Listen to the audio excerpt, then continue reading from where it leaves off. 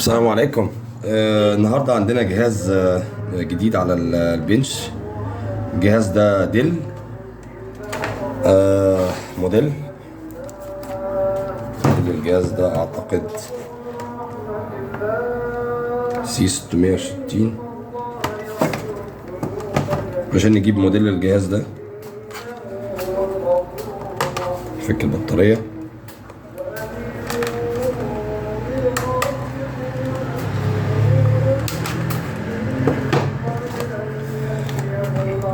جهاز B17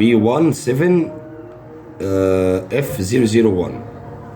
ده موديل الجهاز، الموديل اللي الناس بتشتريه بيه او المشهور بيه N5110 هنا اهوت. تمام. اللي ما عندوش، اللي عايز يعرف موديل جهازه، مش موجود هنا اي استيكرات او اي حاجه تخص الجهاز. بيبقى بيفك البطاريه، بتلاقيها تحت البطاريه. طيب الجهاز ده بيعمل ايه؟ الجهاز ده شغال زي الفل، بس صاحبه بيعاني من جهاز بطيء. تمام. جهاز بيفتح باور، تمام، جهاز فاتح. اوكي. طيب هو بيعاني ليه من الجهاز بطيء؟ والجهاز ما فيهوش اي مشكله الحمد لله، بس احنا حبينا نعمل فيديو عن ازاي تعمل ابجريد للجهاز بتاعك. يعني ايه ابجريد؟ يعني ايه تحديث؟ يعني تحديث. تمام. تحديث للهارد ديسك درايف، الهارد بتاعك. هارد الجهاز ده معظم الاجهزه هارداتها ساتا، هاردات الاجهزه ساتا. تمام. طيب احنا هنشيل الهارد اللي جوه وهنوصل له هارد الجميل ده. الهارد ده ممكن الناس تشوف 128 ساتا 2. ده علشان الواجهه دي اسمها ساتا. تمام. اما الهارد نفسه سوليد ستيت درايف. سوليد ستيت درايف اللي هو الاس اس دي. هاردات الاس اس دي طبعا احنا قلنا قبل كده ان هاردات الاس اس دي بتختلف عن هاردات الساتا او هاردات العاديه او الدايناميك، يعني بانها اسرع كتير. يعني الهارد ده كاس اس دي اسرع كتير جدا من هاردات الساتا، الدايناميك ساتا. تمام. طب اسرع قد ايه؟ اسرع تقريبا 3 مرات 4 مرات. وطبعا السرعه متوقفه على كل الجهاز، من رامه لبروسيسور لمذر بورد، كل حاجه، لكارت شاشه، كل حاجه في الجهاز بتحدد السرعه. تمام. طيب هنعمل ايه؟ هنفك الجهاز وهنشوف هنعمل ايه. للاسف الجهاز ده علشان نغير له الهارد لازم نفكه كله. هنفك الجهاز كله. طبعا ده الاجهزه دي بتتفك من هنا ومن هنا، من الكيبورد لازم تفكها عشان فيها مسامير تحت الكيبورد. خلاص.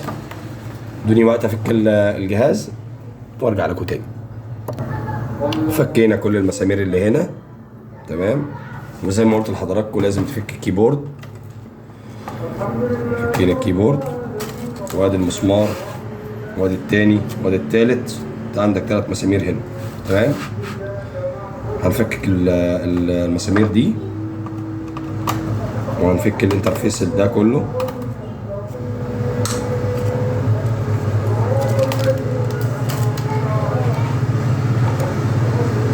اوكي. كن حذر جدا جدا وانت بتتعامل مع السوكيتس اللي زي دي ودي ودي، علشان بتنكسر بسرعة وهي حساسة وضعيفة جدا.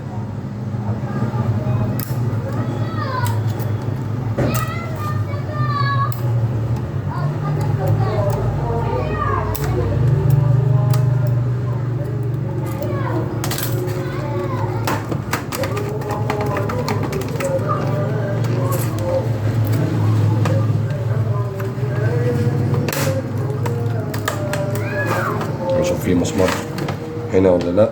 في هنا مسمار.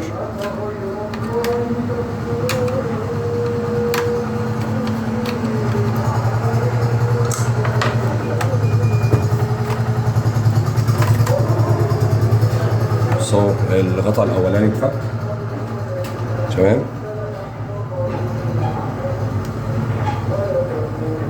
الهارد ديسك هنا، شايف ما فيش مكان له. الا تحت، يبقى لازم نفك البورده كلها كمان للاسف يعني. الاجهزه دي بتاخد وقت في الفك عشان هي مش متصممه اصلا ان تعمل لها ابجريد بسهوله. اوكي، هنفك المسامير، 1 2، هنا مسمارين والبورده تتحل. اوكي، ادوني وقت افكها وارجع لكم تاني. طبعا فكينا الشاشه الاخرى كمان علشان الجزء ده الاخر بيتفك. كل ده علشان نقدر نتوصل لان احنا نحل البورده من مكانها، نفك البورده من مكانها. اوكي، البورده طلعت، ايوه البورده طلعت اهيت كلها على بعضها. وده الهارد ديسك زي ما حضراتكم شايفين، في مسمارين 1 2 هيتفكوا، وهنركب الهارد التاني مكانه. كده احنا ركبنا الهارد، مسمارين مسمارين. ده الهارد الاس اس دي، وده الهارد الديناميك. وهذا الديناميك بيبقى فيه موتور، خلاص ديناميك بيبقى فيه موتور، لكن الاس اس دي ما بيبقاش فيه موتور، بيبقى عباره عن بورد جواه بورده زي بورده شبيهه بده كده وخلاص. تمام، هنركب ده ركب، هنركب المسامير، هنرجع كل حاجه زي مكانها تاني، ونبوت للجهاز ونشوف الدنيا على الطبيعه. تابعوني. احنا ركبنا كل المسامير، كل حاجه رجعت تاني زي مكانها. نركب الوش بتاع الجهاز او الانترفيس. تمام،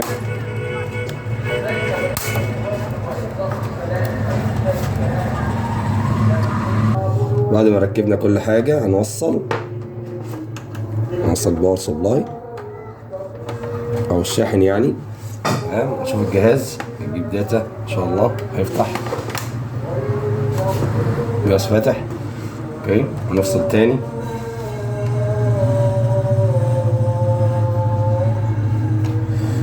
فلاشة الويندوز. اوكي، حطينا الفلاشة.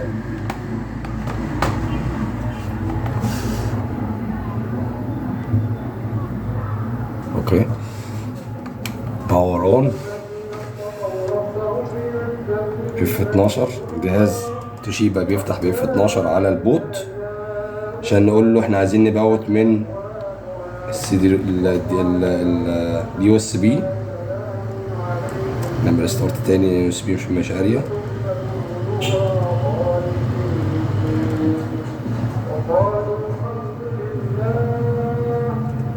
تمام زي الفل. النسخ اللي عندنا نسخ اصليه بفضل الله يعني.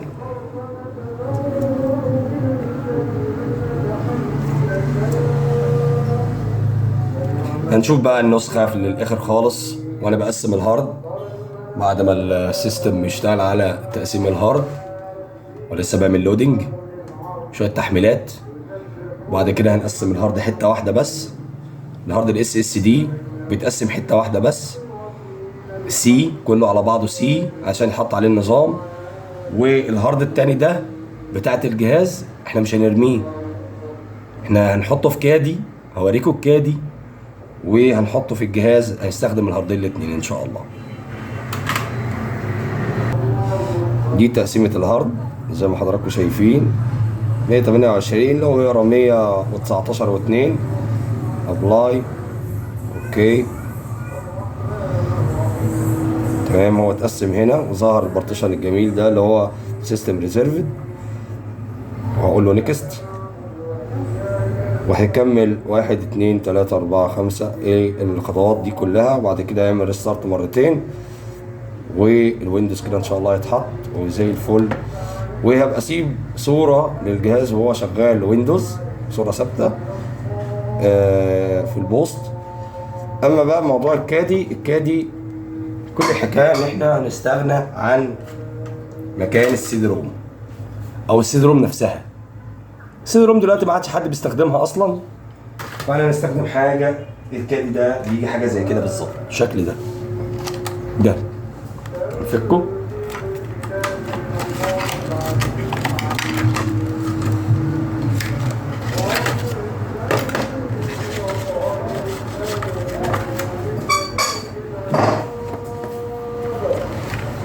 بيجي معايا شويه مسامير الهارد، بيجي معايا مفك كده للمسامير، وهذا الهارد الجميل. كل اللي احنا هنعمله ان احنا نوصل الهارد ديسك ده هنا،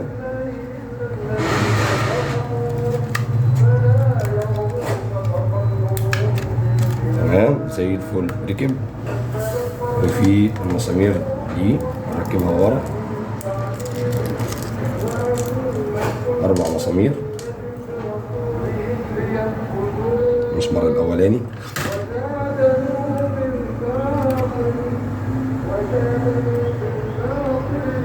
معرفش باين ولا لا. مسمار هنا، المسمار التاني هنا،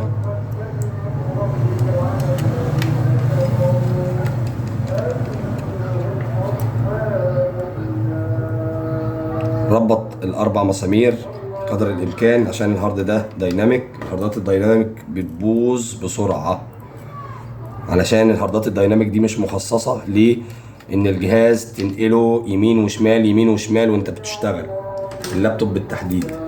تمام. هنحطه فين؟ هنرجعه مكانه تاني هنا، بس بعد ما الويندوز يتحط ان شاء الله. هو 1% اهو، معرفش واضح ولا لا. 1% خلاص. فلغايه اما يخلص ونخلص النسخه كلها على الهارد الاس اس دي الاساسي، بعد كده هنركب ايه الكادي مكان الدي في دي. تمام. وبكده يبقى احنا عرفنا ازاي بنعمل ابجريد للهارد ديسك بتاع الاجهزه الانسبرون 5110 بتتفك ازاي، بنركبها ازاي، وبنتعامل معاها ازاي. اشوفكم في حلقه جديده. شكرا، السلام عليكم.